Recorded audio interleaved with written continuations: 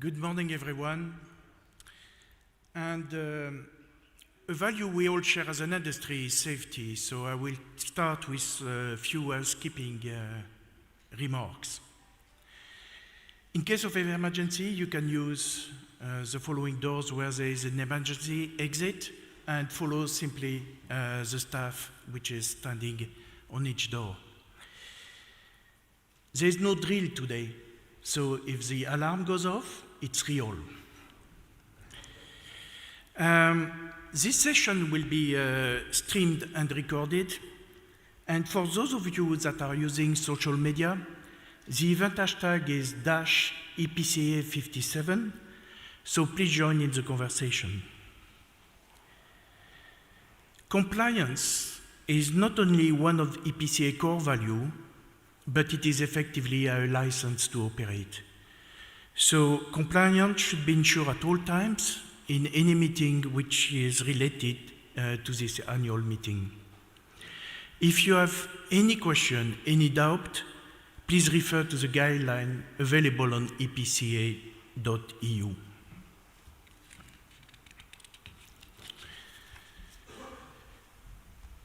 And before we start, I would like to thank all our sponsors. We need the sponsor, and without you, this event could not materialize. Particularly our gold sponsors, Boston Consulting Group, S&P Global Commodity Insight, our silver sponsor, Brenntag, Chemical Market Analytics, HSR, ICIS, Port of Antwerpen, and Bruges. And finally, our bronze sponsor, Argus and Ovinto. With that being said, welcome to the 57th annual meeting of the European Petrochemical Association, EPCA. This year we have been fulfilling all the criteria, and we received the green accreditation or certification by the Austrian Ministry of Tourism. It is an eco-label and is one of the most important state-certified environment seal in Austria. The theme of this year is collaboration with impact.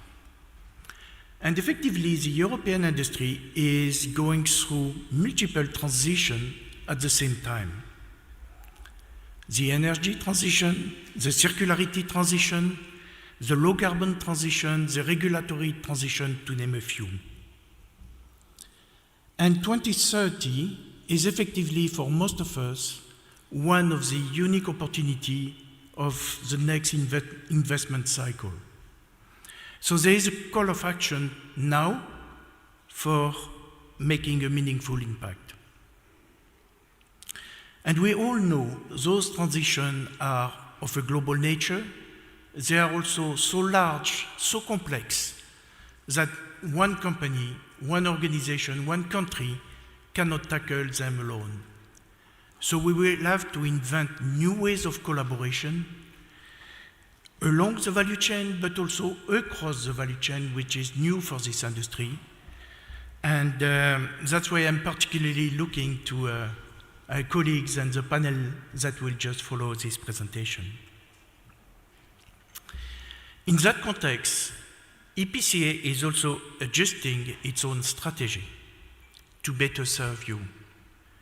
So this week, we will learn from each other, we will share our best practices, we will strengthen existing relationships, and we will form new alliances. But we want also to leverage the strengths of EPCA, effectively the network of 3,000 members, in order to go beyond this annual meeting. So more to come on this aspect.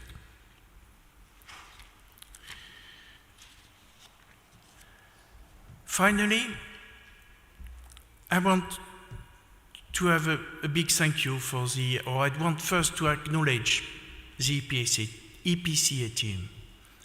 This is a very, very small team. Effectively, most of you do not realize it is only 7 people.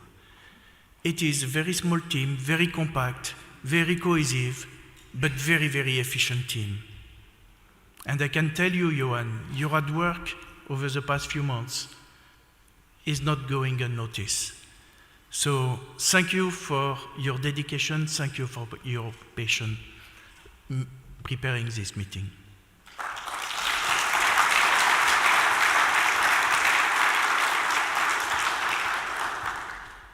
With this, Pierre, the floor is yours.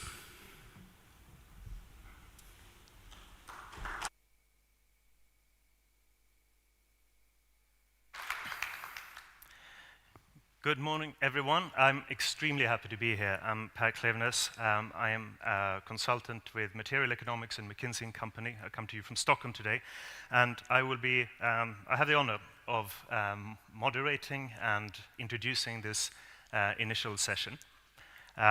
So thank you all for being here. I am absolutely thrilled about the panel we have, where you'll hear some of the pioneers in green hydrogen, some of the pioneers in monetizing green premiums to enable a transition, some of the companies who are earliest to capture the tailwinds in other industries, and more. Before we get there, I will spend the next 15, 20 minutes or so to frame the debate a little bit about the topic that we are dealing with today. And I will talk heavily on the topics that Richard mentioned, on energy, on the sustainability transition, and not because the topic is really those two, but because we think that that is really the place where we need to look to for value and for growth as we look to the next decade and beyond for our industry. So let's jump into it. I'm just waiting for my presentation to come up. Let's see if we can make it work. I want to start by actually looking back, because this is a point in time, we're in a down cycle when it's very easy to look at the things that are challenging and difficult, whether at utilization, whether at cost base, or whatever have you. But when we look back over the last 20 years, we should actually take a moment to reflect on the fact that the European chemicals industry has done well. This is just one measure, but it's in total returns to shareholders. It may be easily forgotten that we have done as well as America, and we've done better than Asia, and we have done that with energy prices that often have been twice as high as in the US or in the Middle East, and with labor costs that have been 30 or 40% higher. And I think that must be the baseline from which we start. Our industry is good at innovation. Our industry can leverage a big home market, has ingenuity, it has a wealth of experience and past success and track record in meeting consumers' needs. And when we look ahead, there are lots of things we can ask ourselves. We could easily today have talked about talent as one topic. We could have talked about supply chain disruption, or we could have talked about new markets coming with the sustainability transition. But regardless of all that, we should not forget that we have overcome challenges before, that we have worked in this operating environment, and that we should take that with confidence and look ahead. Nonetheless, when we look at this, I would suggest that at the end of this curve is an inflection point. And it is an inflection point in large part because of the change in energy and because of the change in sustainability requirements.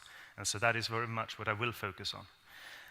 And I do want to pause on reflecting how far we have come just from a year ago.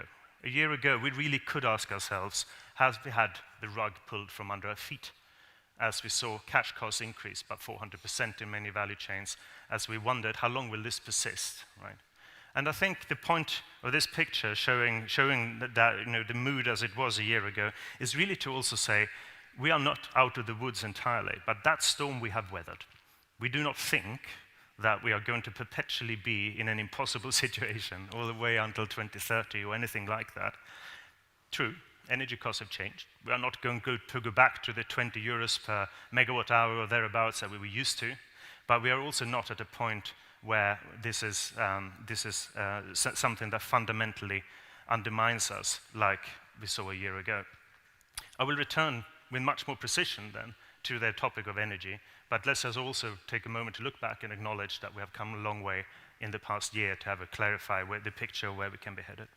If this is the first inflection point, the second inflection point has to be that the last several years has seen a complete change in how we look at sustainability. Not necessarily the science of it, but the determination of society to make sure that we now move ahead faster, and for us, the translation of that into real market impacts. We could look at the effects of climate change being felt every year in heat waves or in floods, or in some areas droughts, even in our own continent. Or we could look at the latest science, which is ever stricter. And the example I'm showing here is the EU Scientific Advisory Board recommending that we all but eliminate emissions, not by 2050, but by 2040. So that pressure is there, that message is there. But the thing that has really changed the last several years is that this is starting to be translated in a veritable hockey stick of initiatives that will affect our markets. And so on the right-hand side, what you see is not just how carbon prices have increased, but how the expectation of carbon prices has increased over the last several years. And when you look at, even we now have to do this every half year, and we think the analysts who all track this are looking at prices of 150 euros by 2030, but before they looked at 100, and just a few years ago looked at 30. Something has really, really changed. And this is just one measure.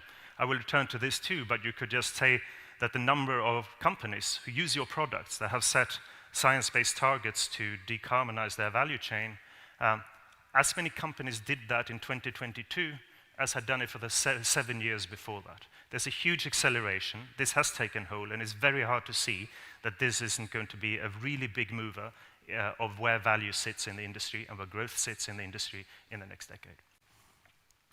Let me take 2 examples of how this might play out, because it's too easy to say we have to decarbonize, we have to go circular, we have to do it, and it stays at a very sort of general level. But I think we need to take it down to this type of level. And so these are cost curves for the industry, and I've just chosen one example. I chose PVC as one example to illustrate how the effects of energy and carbon could be playing out. And what can we see here? I mean, the first point we see is that, so on the left-hand side, is that of course the energy costs will have impacts. Those impacts will vary hugely by chain. They will be very different in the core cracker complexes from in ammonia, from something else. But you could, if you wanted, look at this and say, okay, the change in energy actually is going to change European competitiveness. We wonder what's going to happen with exports, and we do need to ask ourselves, where we sit in a new competitive dynamic. That is where a lot of people stop.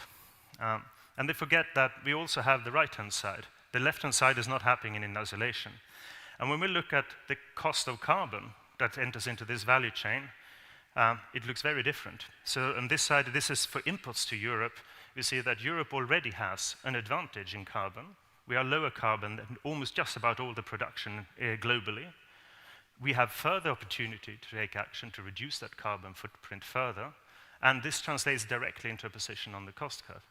And the point of this isn't really to say that, try and crystal ball gaze about the future of PVC. The point is that this level of granularity and how this plays out varies by chain by chain. When we look at this, I and colleagues, we see that a lot of the core cracker complexes and the immediate derivatives actually have this type of dynamic going on. Not necessarily too much energy exposure, but given that it's mostly about natural gas, and a very varied picture with respect to carbon that can certainly safeguard our home market. Exports are a different topic that we can return to in a discussion, but nonetheless, again, the carbon and energy as drivers, not just of targets or of expectations, but really of how the competition will play out. I take another example, and we can look at the ethylene cost curve for Europe. And this is how you could construct it depending on oil prices, but something around $65 per barrel. And adding carbon to this does several things. The first is, of course, costs go up. And when costs go up, prices will have to go up. And we should expect this. And we should not be too scared of consumer prices, end-user prices. When we look at product after product in the economy, whether we look at a mattress, whether we look at packaged goods in plastic, whether we look at a car, any complex product that uses chemicals and needs chemicals, we find that the price increase is about 1% to 2%. Nothing compared to the inflation we've seen, nothing really compared to how the overall commodity complex moves. So we shouldn't be scared of that part of it, that there will not be demand for chemicals in a world where carbon costs are. But of course it changes competitive dynamics within the sector. And several things happen here, apart from it just rising. It gets steeper, because different players are differently exposed to carbon. And those, if you look hard at this, you can see that some have much lower carbon costs. Those who can decarbonize and those who can achieve a good cost position have an opportunity. I mean, I think also we could say a first mover advantage. By going first, you can benefit from a steeper cost curve, simply put.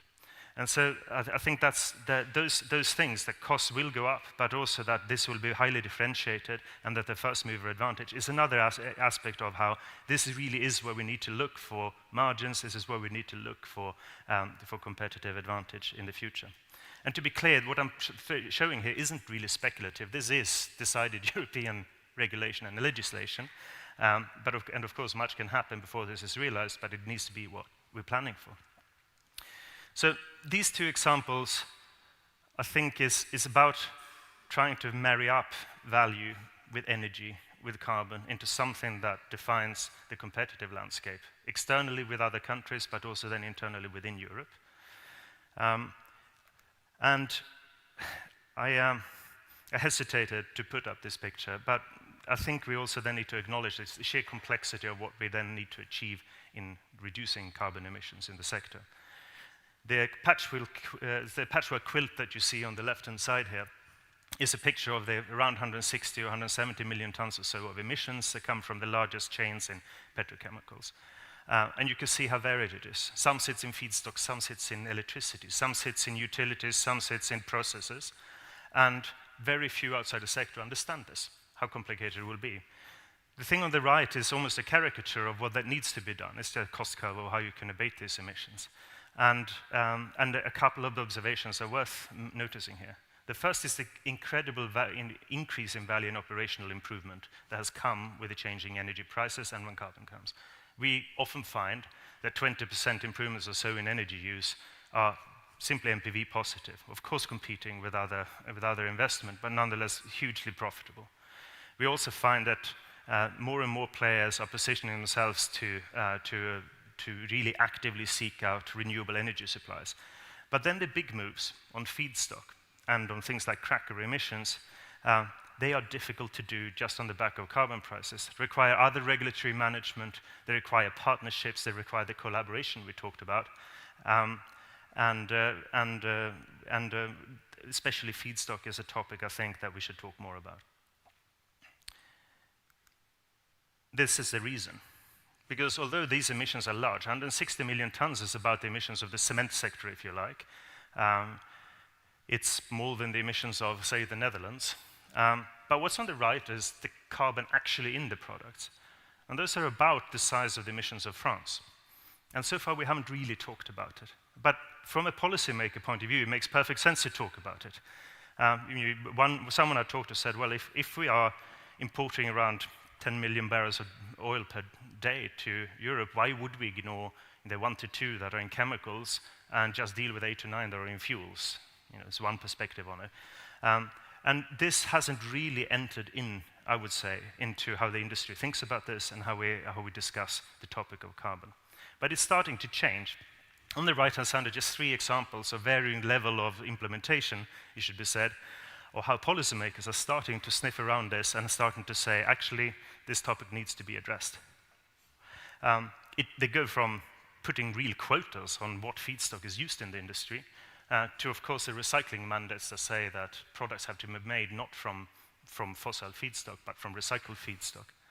And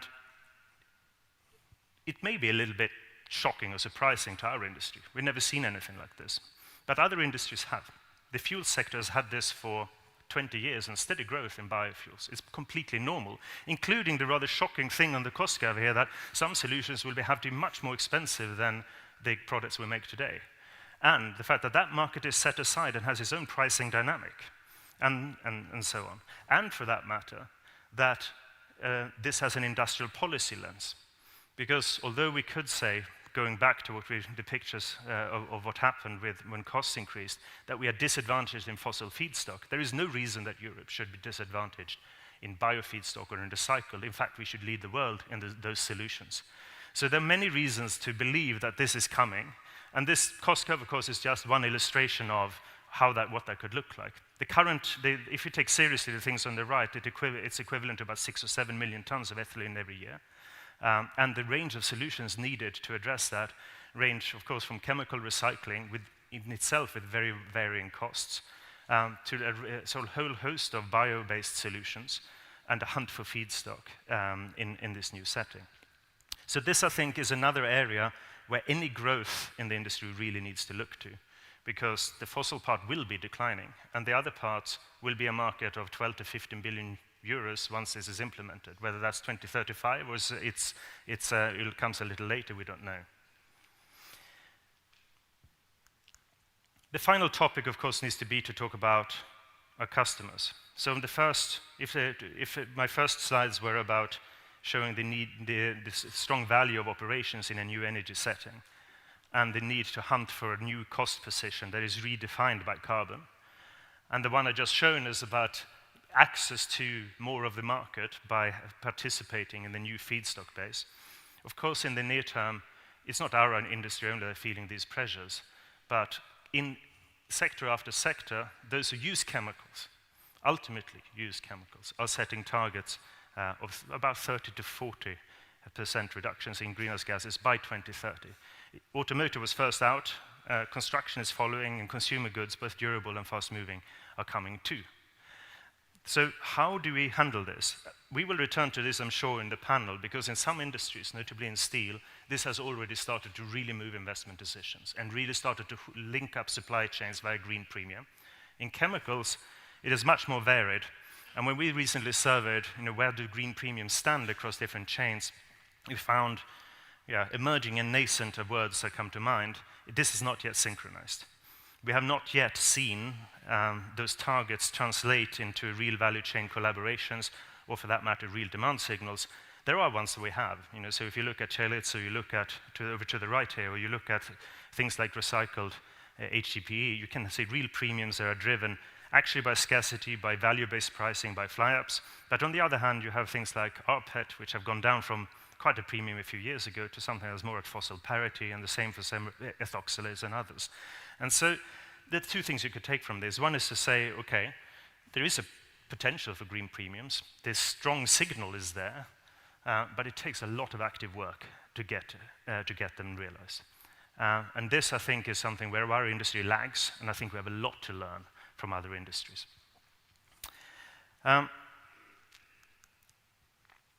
So let's talk about other industries briefly. In our panel, we will have participation from the steel sector, and we will have participation from the fuel sector. I think those are two excellent examples for us to think about. If we take steel, in fact, I was at a meeting, a very similar meeting in steel in 2018 and 19, and exactly the same topics were being debated, and the equation of how to change the asset base, how to decarbonize, was seen as completely untractable. Since 2019, until now, we have seen projects for steel of 60 million tons of capacity be announced in Europe. That's in a sector where the primary steelmaking is around 100. And this is it's a huge capex commitment. It is a huge pivot in core technology. It is entirely new value chains based around steel scrap and hydrogen, and to some extent natural gas. And the things that came together to make this possible were green premia and customers. It was the certainty of future regulation. It was some optimism about future technology and several other factors. But it's a good reminder that sister industries, if you like, with no challenges, not really any smaller than ours, have been started to move. And also a warning signal, if you like, that if we assume that we are not going to move, when the pivot and change in expectation comes, it comes very, very quickly. But fundamentally, I think it's somewhere to look to for inspiration.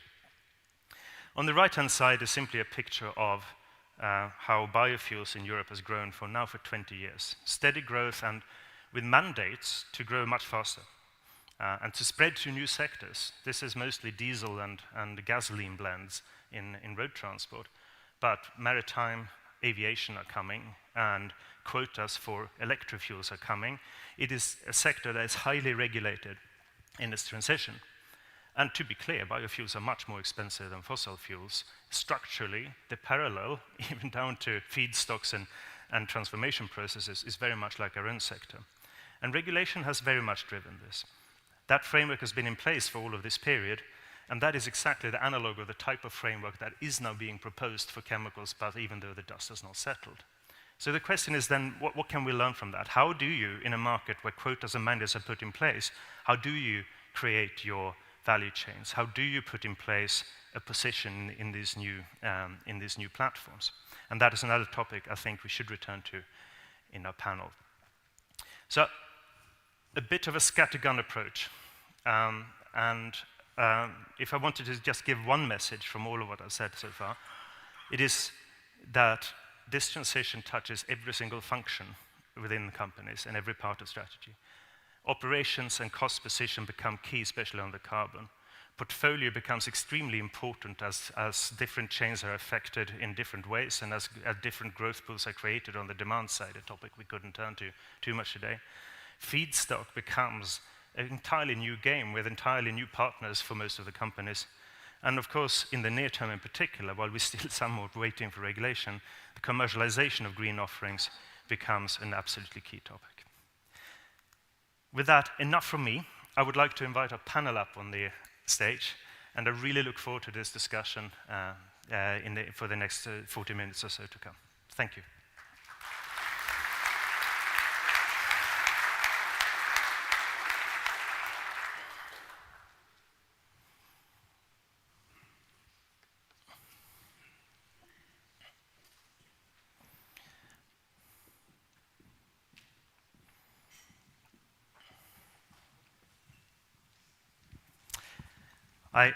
You will have seen the program. I don't think I need to give much of an introduction. Welcome, Alfred Stern, CEO of OMV. Welcome, Matti Lemos, CEO of Neste. Welcome, Kajsa, EVP for hydrogen at H2 Green Steel, and welcome, Marco, of course, from Cefic. I would like to ask you, first of all, to just give your reflection and your wisdom on these topics for a few minutes before we go over to a discussion and, of course, a conversation with everyone in the room. Okay, good morning also from my side. Welcome to Vienna. As Pia said, I'm the CEO of OMV, which is an Austrian headquartered company. So hope you have a good time in Vienna also. But now to the topic of this. Looking at OMV, I think we are addressing exactly the transformation that Pia was talking about. What we are trying to do here is to transform OMV from an integrated oil and gas company into an integrated sustainable fuels, chemicals and materials company. By making that transformation both on the product level but also on the feedstock level, we will be able to become a net zero company by 2050 in all three scopes. We have actually started to account for scope 3 emissions also in our chemical segment, because this will be a big driver of the improvements as we are going forward. And the key drivers that we are actually looking at is, I would say, probably two of them. One is electrification of energy, including transportation. So that means less oil and gas, more electricity, preferably from renewable sources. But the second piece is the defossilization of carbon that we will need. And the underlying principle there will be circular economy and running through biofeedstocks, recycled feedstocks, and eventually probably CO2 chemistry. We are addressing all these segments, and today we are already active in selling sustainable fuels, but we see an opportunity to also use some of the feedstocks for those sustainable fuels for chemical production and addressing the markets where we find like-minded customers that are wanting to also move forward in this. I think this is a key transformation, looking at both biofeedstocks and recycled feedstocks, mechanical and chemical recycled feedstocks, in order to make that transformation happen. Matti. Yes, thank you. And also on my behalf, good morning, great to be here in this very interesting panel. And what I thought I could start with is perhaps a short reflection on the transformation story of Neste, as not all of you may know Neste. So the history of the company, of course, when I think back 15 years, was a regional oil refining company, very much focused on clean fuels. At that time, we made a strategic decision to focus our growth on renewable solutions. And we had a very clear vision that we want to look for drop-in solutions which enable our customers to significantly reduce the carbon emissions of their products. We have been on this path now for the last 15 years. Today, Neste is the world's largest producer of renewable diesel. We are also the world's leader in sustainable aviation fuels. And we today have production on 3 continents with an ambition to grow this business substantially in the coming years. If I now reflect on some of the key learnings from this transformation story, Neste has had 3 things come to my mind. Very important from the start has been that we have had a very strong vision, and that has guided our investments, our deployment of resources. So this has been a very clear long-term target that we have been steering towards. We have also worked very systematically, especially on the feedstock side, and we have combined technology, commercial development with continuously looking for a broadening of the feedstock range. And finally, obviously, I want to emphasize the importance of working with our partners across the value chains to develop and grow this market, which is happening as we speak. If I make a few parallels to the chemicals industry, I mean, our observations is that, first of all, obviously, chemistry is essential. We do need chemicals in order to fight climate change. We need chemicals for food production. We need chemicals for, let's say, a number of goods that are essential to society. And at the same time, there is clearly a need to find solutions to reduce the life cycle CO2 emissions, like we heard, for example, in Paris opening. So from our perspective, we see that this leads to 2 observations. We need to work on the feedstock side.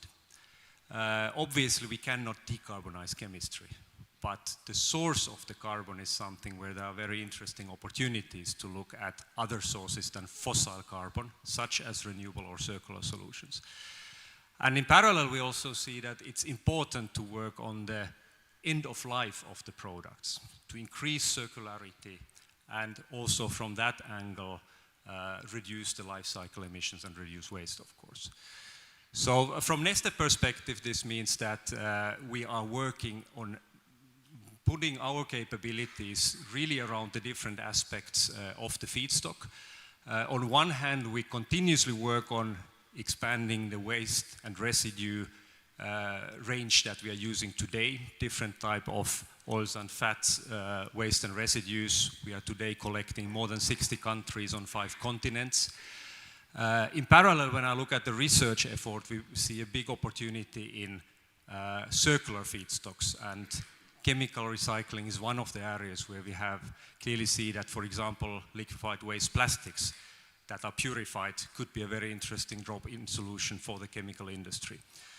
And finally, we put a lot of our research efforts on new feedstocks because we think it's clear that over time, as an industry, we need to expand the range of feedstocks, and we are, for example, working on green hydrogen, novel oils, lignocellulosics, algae, just to name a few examples.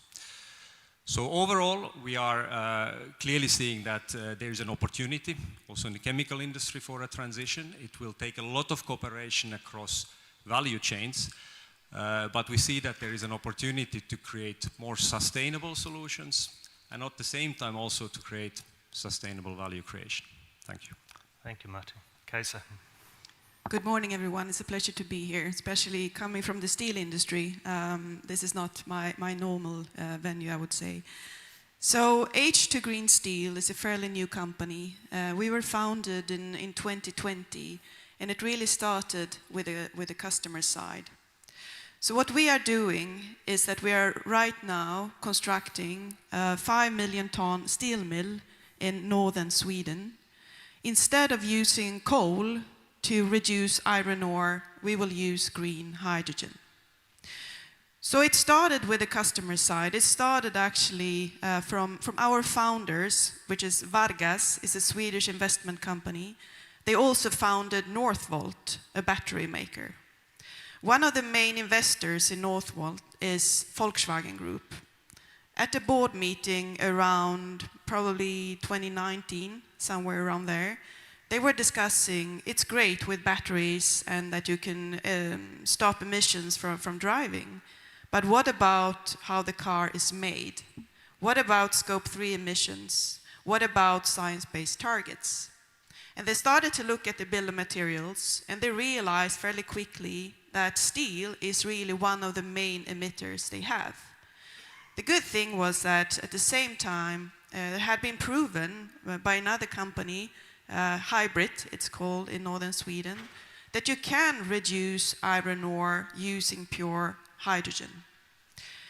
And this is from an industry then, where you today emit about 8% of global CO2 emissions are coming from the steel industry. And by using green hydrogen instead of coal, you could take out about 95% of the emissions. So technology had been proven, and the customer asked for it.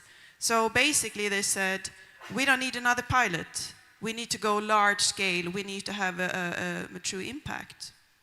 So we started to talk with the customers, mainly automotive sector. What is your willingness to pay then for this? Because it will come at a cost.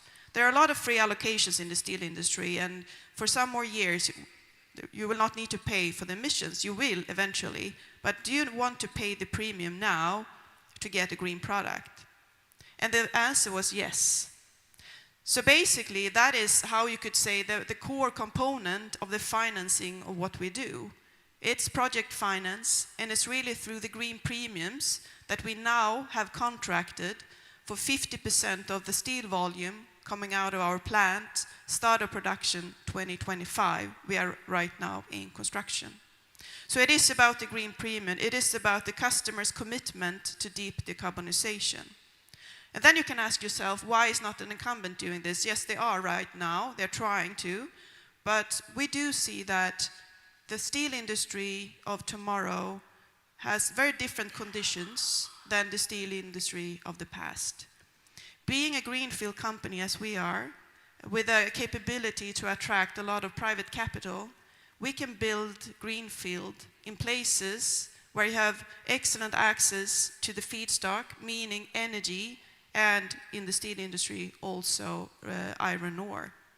That's why we put up our first plant in northern Sweden, where you have an abundance of hydropower combined then with the right quality of iron ore.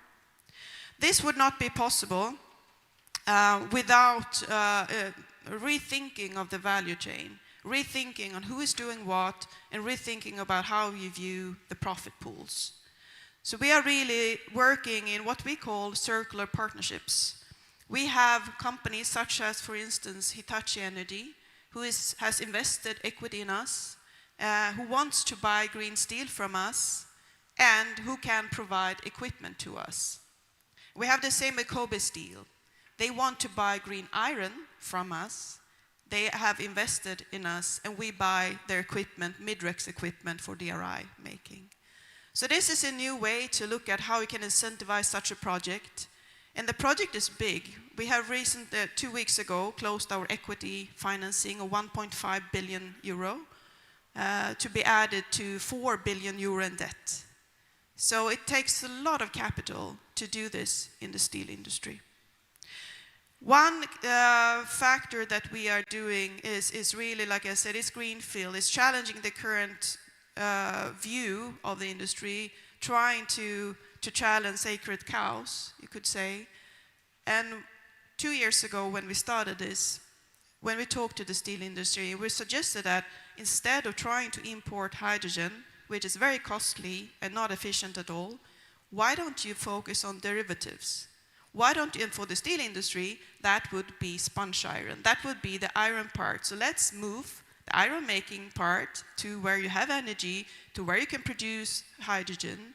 Focus on your downstream part in the business. You can keep, that's where you have the main workforce as well. Keep that in Germany, keep that in the Netherlands, but rethink the value chain. So that's why we right now are considering to set up hydrogen and iron making only in Quebec, in Brazil, and also in the US. Thank you. Marco, thank you. Thank you. I should remark this is quite a meal for breakfast, so I admire you having all of this right after your first coffee. And I'm not going to make it easier, so a few remarks on Brussels, a few remarks why I'm jealous of steel, and a few remarks why I think you need to be first. Most importantly, in Brussels, there's a wind of change, which is really easy. It's called elections. So we have elections in June next year, and in any policy cycle, as you will know, never propose a new tax before elections, because the voters don't like it, and always propose the proposal when you've sort of forgotten about the voters. So mid-period, you get laws, and right now we're sailing into elections, which means, is my Dutch language, politicians are now in the face of promising golden mountains. No disrespect, just fact. What you see in Brussels, however, is that the wind of change has hit, and competitiveness is back, and industry policy is back. That's not because Mr. Timmermans left for the Netherlands, because he might be back as Prime Minister and we'll see his friends come to town again, but because literally Brussels has realized how dependent they've become of the rest of the world, where this week even there's a summit in Germany with the German chemical industry. Other meetings are taking place as well. I'll come to that in a second, but just a comment on what Per has done. I think you rushed through the slides, and there's one point I'd really like to reiterate. By 2036, in the EU ETS directive, the law on emission trading, there is no more credits in the system. I don't know if you've had that eerie feeling. There is no more credits in the system, which means by 2036, if you still emit carbon, you're going to pay through your nose. There's no other way. The peak in the carbon price, I think, is much more radical than what you have predicted, because there's no more credits in the system. First quarter next year, in the climate law, Brussels has to come out with the 2040 targets. That's not a choice, it's in the law. And the science panel said -95, the politicians say -85. I hope you understand the perfect storm. -85 might as well be -100. Carbon price-wise makes no difference. And I wish I would have bought carbon credits when I had the chance, but you still might. What it means for you is you'll be working with the European Carbon Bank, and hopefully you have big departments looking at offsets. You'll have to get the credits somewhere else if you're still emitting by that time. Now calculate quickly back. 2036 price through the roof means 2026, your next investment probably should be the right one. And no CBAM is going to help you on that part, because the carbon will be so expensive. If you then look from a government perspective, why am I jealous of steel? Because a small other steel company called ArcelorMittal, I know the lobbyist quite well, said, okay, if this is the case, we need a new feedstock in Europe. And Matti talked about bio-based, but ArcelorMittal said our new feedstock is state aid. Very simple. We have 10 plants, we look at the governments, the one who invests $1 billion gets our work, the other ones we shut down. And they're that blunt. If you just saw recently, ThyssenKrupp got 2 billion of state support in Germany, 2 billion. And I'm not saying we're arrogant or cocky or smart, but most of our industry still believes they don't need state aid to get the next business cycle running. The main problem in Brussels when the carbon price does this is that the cost for the voters will go through the roof.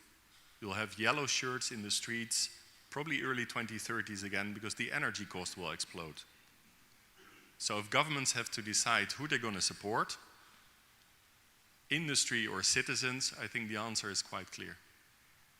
Now, bringing it to the Brückenstrompreis, sorry for my German, Hartwig, the German industry wants the government to subsidize the energy prices down.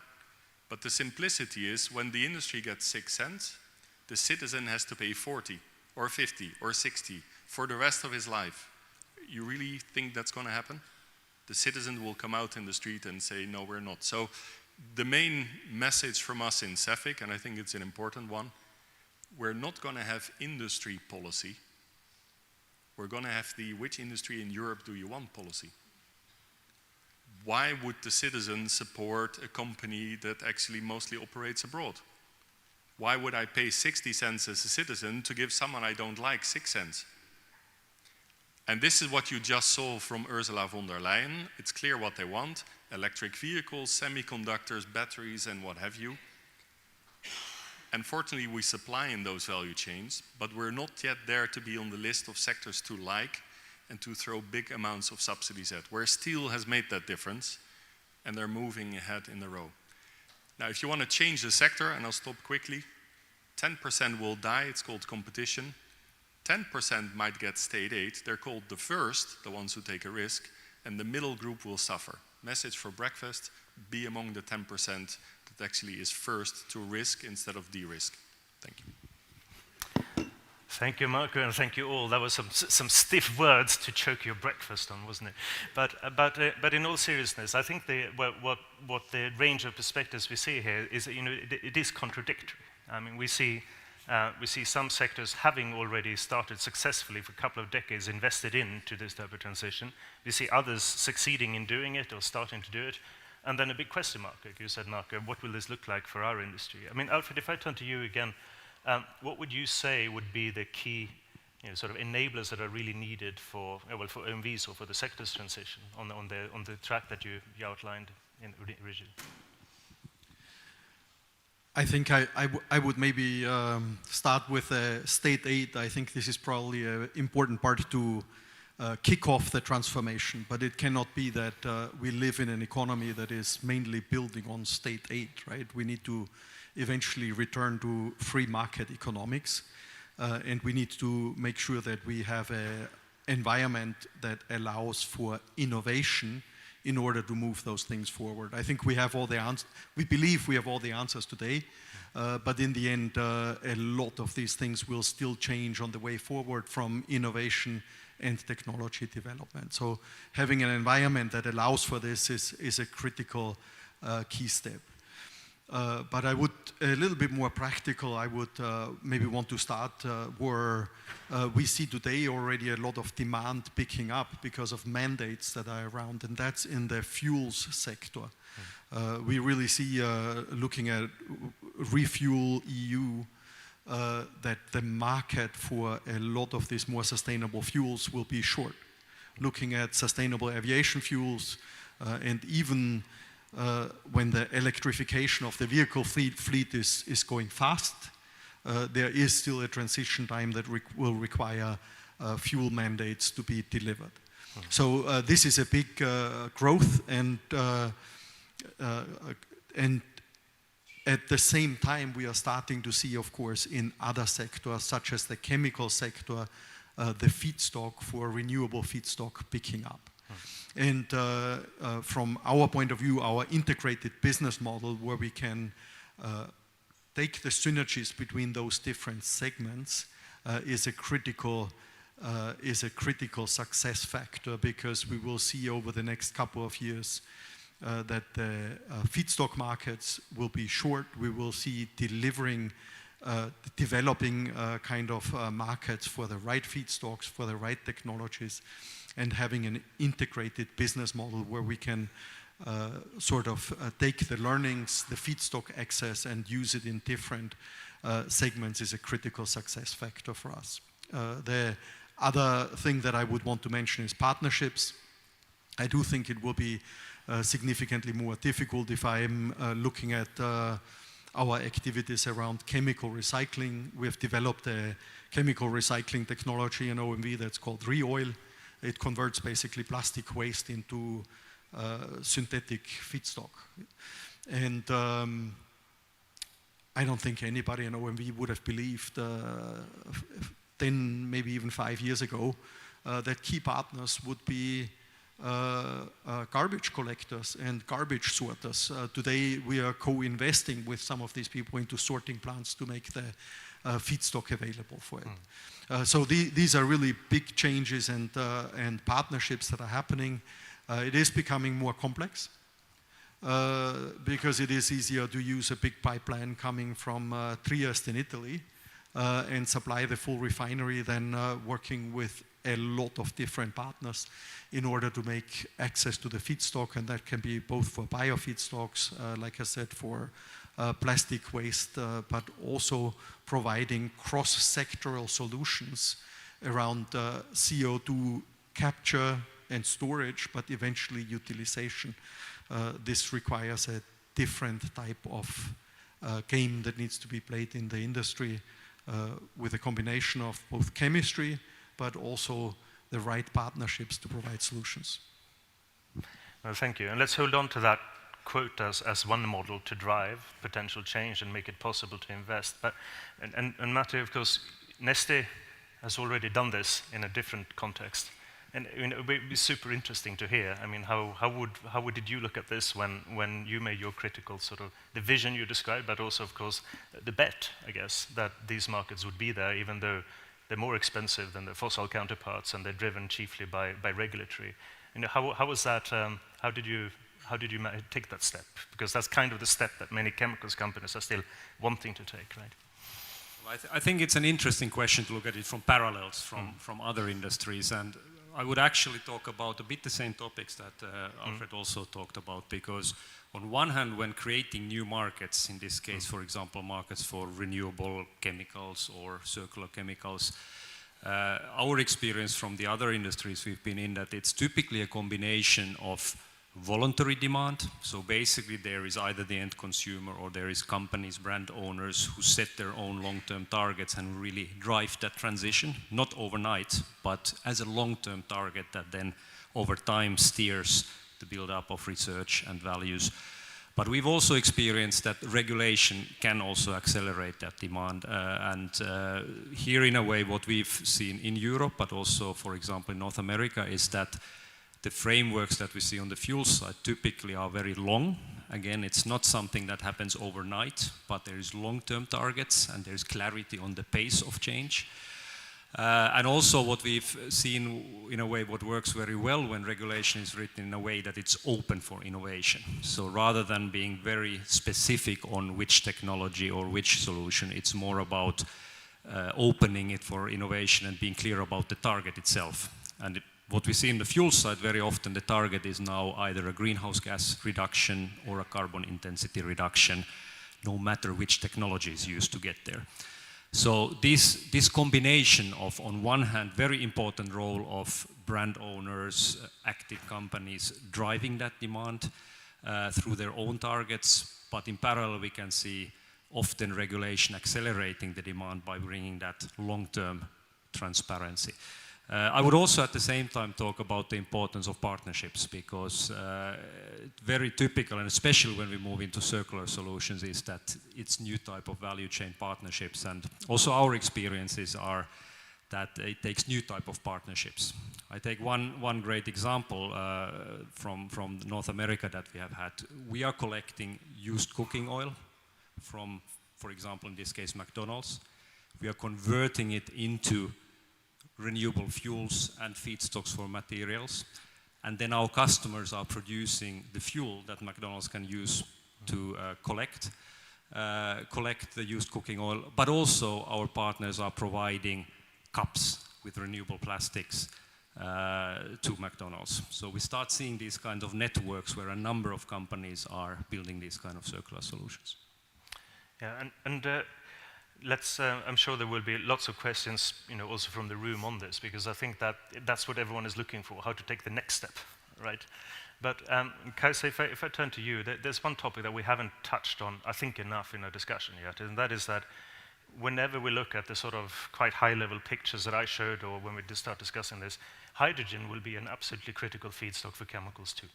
It will be a fuel, but it will also be a feedstock, especially when, as you said, Alfred, we look further ahead to use of circular carbon, to raising mass balances in our systems, to potentially powering crackers and so on. What's, you know, your move now, Kajsa, has been very much that, you know, it's one way to boil down to what you're doing, and that is to say we are going to produce hydrogen, and then, as you said, produce a derivative, which, of course, to anyone who comes from the steel industry will be a very peculiar way to describe their industry, but it sort of shows that industry logic. I'll be interested to hear how you see the sort of that kind of partnership for hydrogen in the future.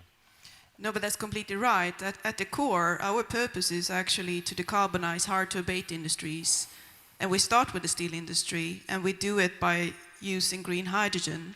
We don't say that green hydrogen is a silver bullet for everything, definitely not, but it has its area where it makes a lot of sense to do it. So, and the good thing with starting with the steel industry is that you learn from an offtake, you could say, which is iron making in this case, that is extremely demanding. A shaft that is producing iron, a DRI, direct reduction shaft, it wants to operate at least 8,000 hours per year. It wants to be stable, it wants to be at high utilization, both from a capex point of view, you want to utilize it, but also actually the equipment doesn't like at all if you turn it off. So we have learned how to configure a hydrogen plant to cater to that, as we have projects around the world, also now in regions with intermittent green electricity, meaning solar and wind. We've also learned how you can configure the system to still have constant feedstock to the offtake. And because of this, we have now projects also in other fields, such as aviation fuel, such as shipping, where you see this, this competence that we have developed in our engineering, in our just contracting, to have a contract for 740 megawatt alkaline that we have contracted with ThyssenKrupp Nucera, took 2 years to get that in place. So with the right performance guarantees and so forth. And this can definitely be applied also in other sectors, and we see that coming now. So the limiting factor, I would say, to create the clusters around green hydrogen production is power. How much power you can get to one power node. Look, Marco, I'm going to have to return to you finally before we go back to the audience as well. And because I think we all sense it, right? We kind of know what to do, and the dilemma on carbon that you describe. No pass-through of carbon prices, no signal from the market until 2030, and then 6 years later is unaffordable. That's not how a transition happens, right? And at the same time, on the feedstock side, we think there's very good structural reason it's coming. In the fuel side, whole companies and industries have been built on it. We're starting to see it in directives, but it's still not there, right? I mean, what do you think are the main next steps that that we should really look to, that are sort of must-wins, if you like, for their sector? And also, how can the sector act to do this? Because, of course, an outsider could be hard on the sector and turn around and say, the reason that steel is getting support is that they've made their case and they're felt to be, both at having the need, but also having the license to have it. What do you think are the next sort of key steps, and if you're going towards action here for the industry? So maybe split it up indeed, because there's a lesson from my neighbor as well. The reason the steel plant is in northern Sweden is electricity, location, comma, grids, and grids. And we just had a pre-debate actually saying chemical industry is in the wrong place in Sweden. We're in the south, there's no grid. So the best thing my colleague could do is send the electricity down south and not keep it up north with Nordvolt and the rest. Mark is in the room, Southern Netherlands grid access, you know the story there as well. So the first thing to look for all of us is the race for electrons. Get your PPAs up and running. There's going to be a race, and we call it the dancing elephants. If steel and chemicals both electrify, via hydrogen or not, we need to double electricity production in Europe.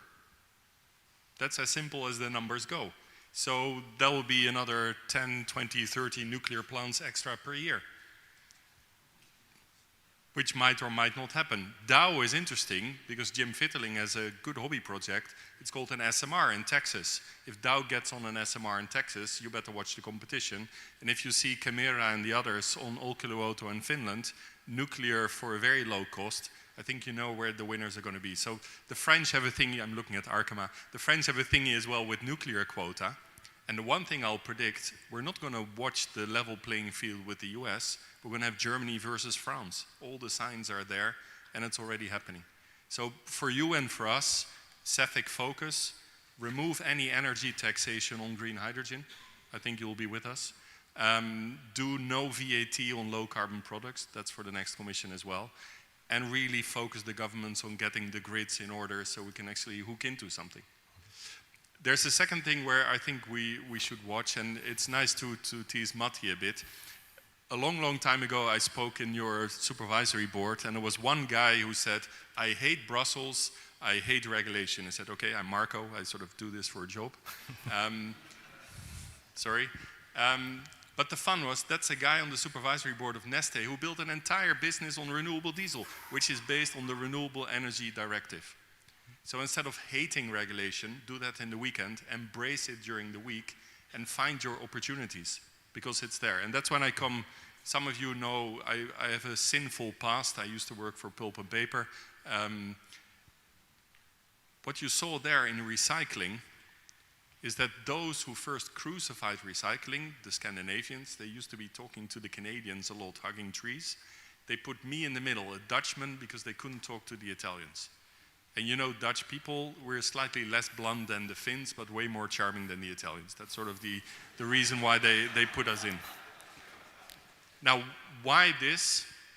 Right now, UPM, Cummins, Stora Enso are the biggest recycling companies in the world. So the cage you put yourself in, saying, I'm a virgin raw material feedstock producer, is your own built prison. If you look at the growth in that sector, all the growth came out of recycled. And virgin didn't go down, it's just stable. Now, combine location with that, I can easily imagine that LyondellBasell will be the recycling company of the future, or OMV with Borealis, or etc. I think there's embrace and understand the regulation, get out of your own box, and find the electrons. 3 tips for early morning. Thank you. Consistent message from my framing there as well. So it's good that we up here, to some extent, agree at least. I think, look, let's turn over to the room. I would love to take some questions or comments, and perhaps collect 2 or 3 at a time, and then turn over to the panel for a discussion. Anyone want to go?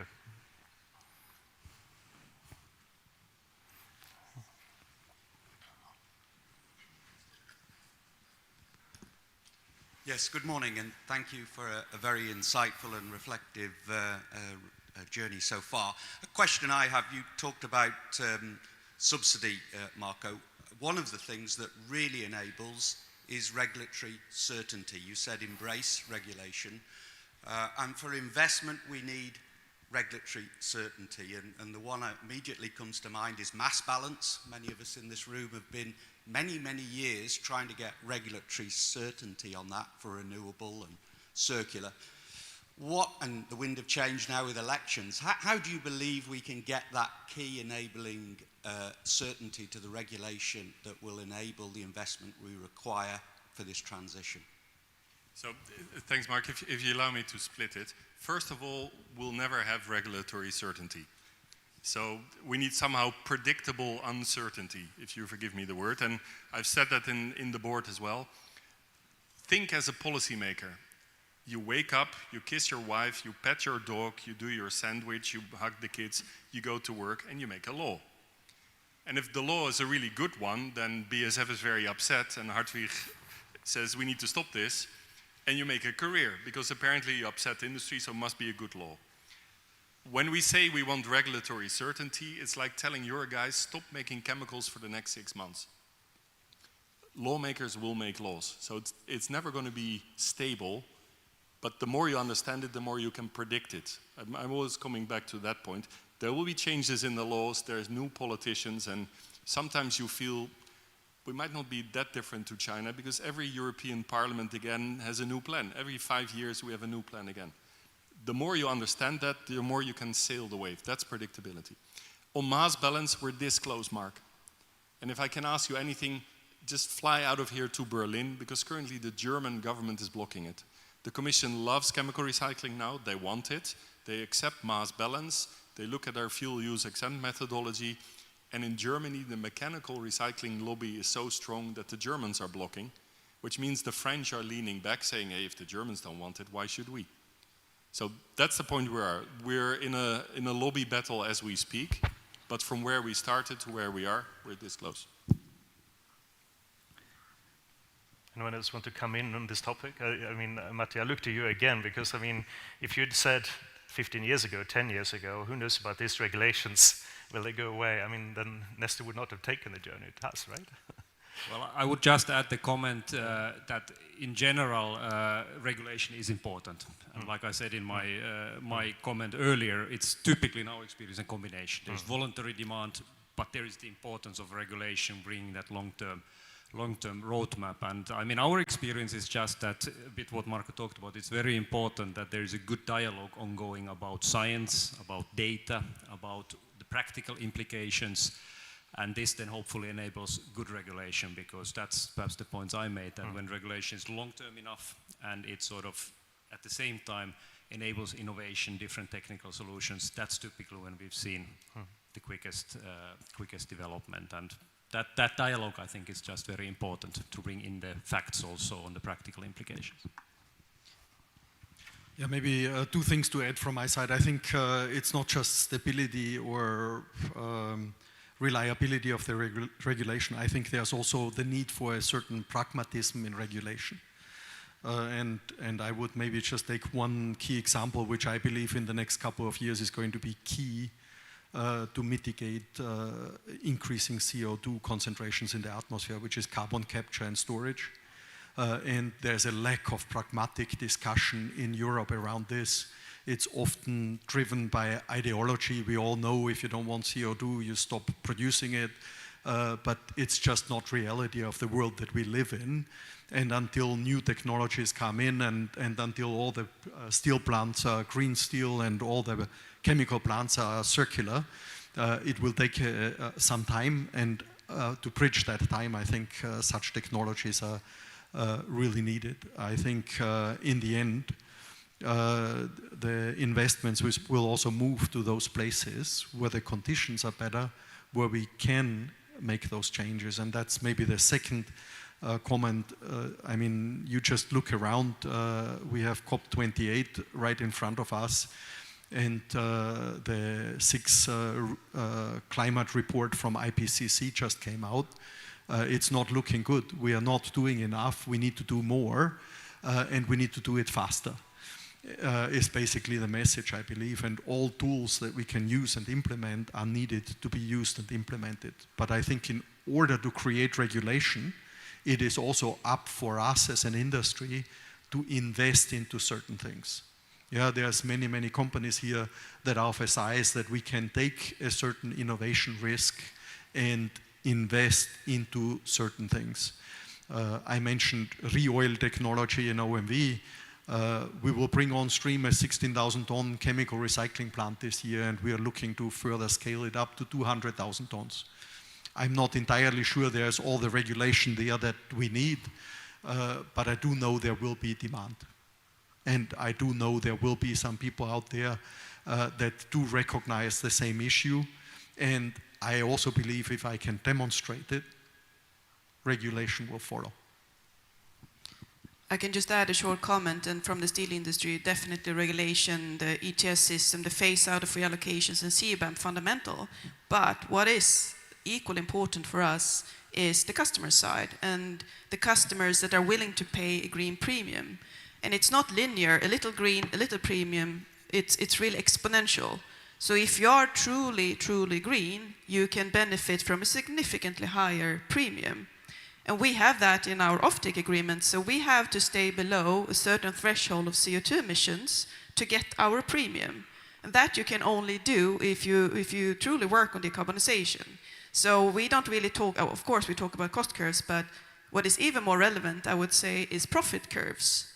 Because you should really look at the premium you can get connected to how green you are, rather than just the cost position, which is quite interesting. Yeah, no, and I think we're, as I said, we're starting to see that dynamic in the sector, but it's really sort of at a point where everyone is wondering how it's going to play out. And it links up, of course, to the big projects that can make the big jumps and how that will synchronize. More from the room, please. Anyone else comment or question that we can pick up?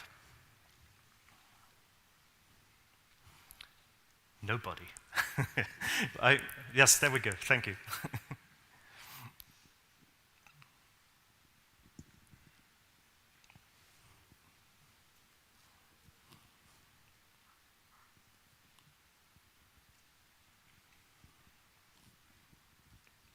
Hi, I'm Celine. I'm with ICIS.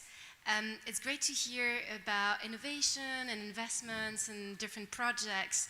But when does change start happening at scale across the petrochemicals value chain? And when will we see the true emergence of green premium in the industry? Who wants to pick that up? Perhaps I can, if I may, just start with an example. I think, I mean, I again make that parallel to the fuels industry. It's of course a transition, and part of the transition is to have clarity where we are heading, the ambition longer term, but it's also what was talked about here in the panel, the importance of starting that journey and starting the scale up. And that's also when we talk about new technologies, new innovations, it's also a journey of scale up, starting with smaller units, but then being able to scale it up. And one practical example, I can take one from our aspect where we have worked on the chemical recycling, and especially that part where the liquefied waste plastics need to be purified. We as a company, for example, made a decision this June that we will invest into a 150,000 ton upgrading capacity for different liquefied waste plastics. So again, to your point, regulation is not yet ready. Time will show how it exactly evolves, but we see that there will be a need for this type of upgrading capabilities. And so there are, in a way, steps taken in the industry. It's a bit, when again reflecting also to the regulation, both need to be in place. On one hand, regulation needs to be in place, but also enough evidence from the industry that the capability to create the solutions is in place. So, Mark, did you want to go? And then you, Alfred. Alfred first. Yeah. Now, first of all, I think it's already there. You can see little dots, and there's two of the industry leaders here showing some of the examples. Secondly, if we can crack this nut on low or no VAT on low carbon products, because I think we still have one problem, same with you. The cost of green steel on a car, or the cost of green plastic on a bumper on a car is nothing. The cost of a bio-based resin on a cupboard from IKEA, it's nothing. But still in the value chain, someone will say that doubles the price, so we're not going to buy it. And that's the bridge at least I don't think anywhere we have crossed. You have this wonderful new invention, it doubles the price of your chemistry, and it's nothing on a car, but we're not getting it sold into the market either. That's why we're looking at this VAT. The last point to make is the moment we embrace the change, and I don't think we're there yet, because still most of you, if I would do a poll and would say, are you in favor of mandatory recycled content shares in all your products? You would say, no, we don't want the regulation in our markets. The moment you cross over and you say, yeah, we need it to get the investments done, we need the high carbon price to get the investments done, then things start to change. And I think the majority of industry is still thinking, but yeah, why are we disrupting the markets as such? So that's two elements that will accelerate all the little seeds that are now in the desert waiting for rain. I think the seeds are there, that's not the problem, but we need to make that jump. No, and just a very quick comment to that. A recommendation from our industry is to start to work with internal price of carbon when you look at your investments for the future. That can definitely help you to make the right decisions, I would say. Absolutely. Maybe I would add three things to the discussion here. The first one, maybe building on something that Kaiser talked about before. I'm sure that not 100% of our customers will be wanting to pay premiums for sustainable products.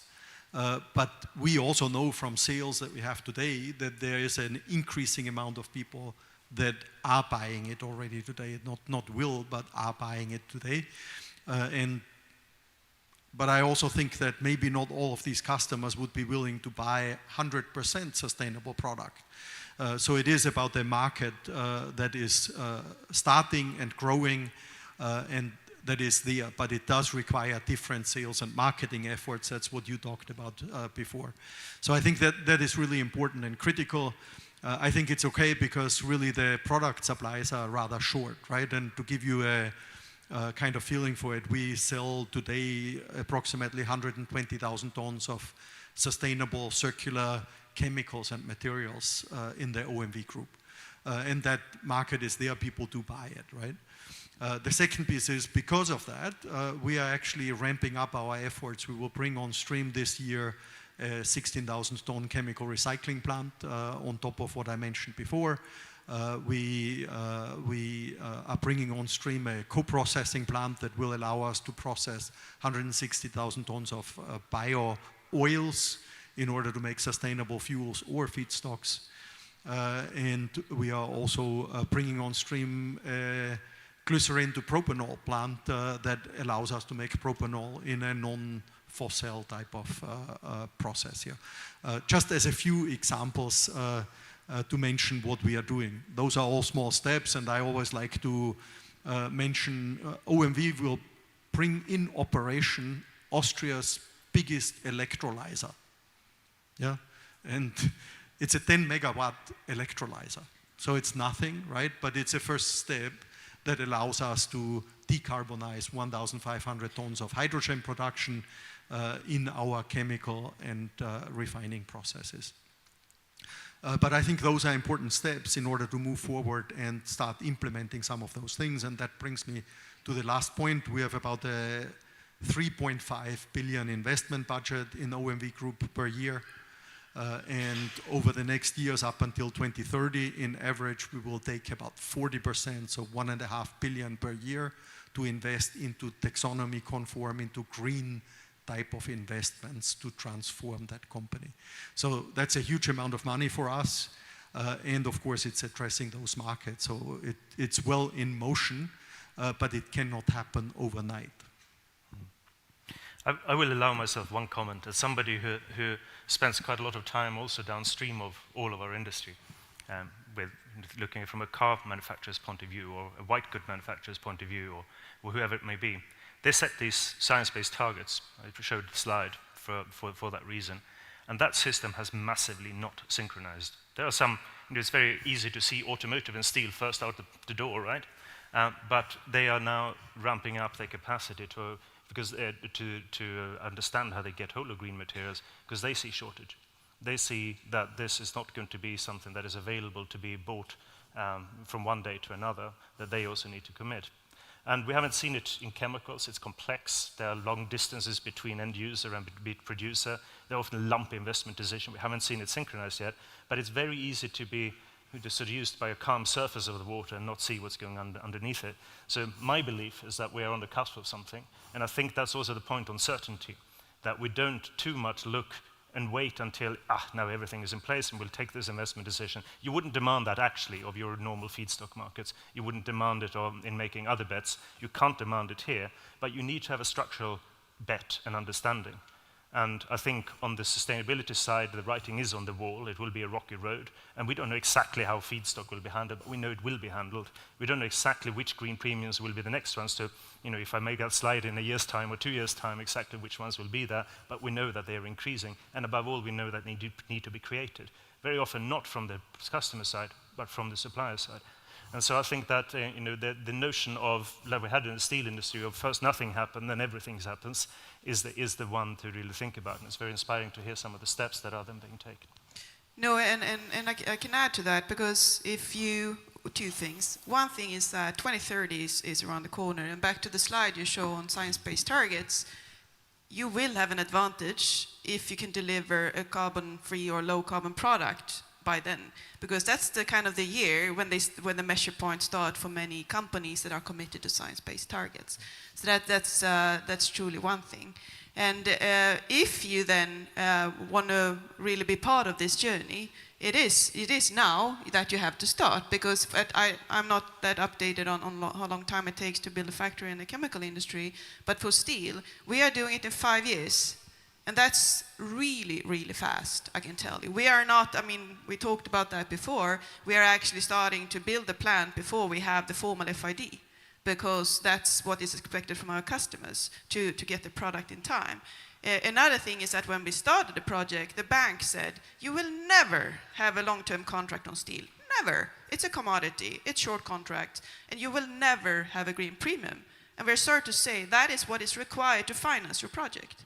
And now we have about 1.2 million ton of green steel contracted for 7 years per customer, more or less, at a premium of about 30%.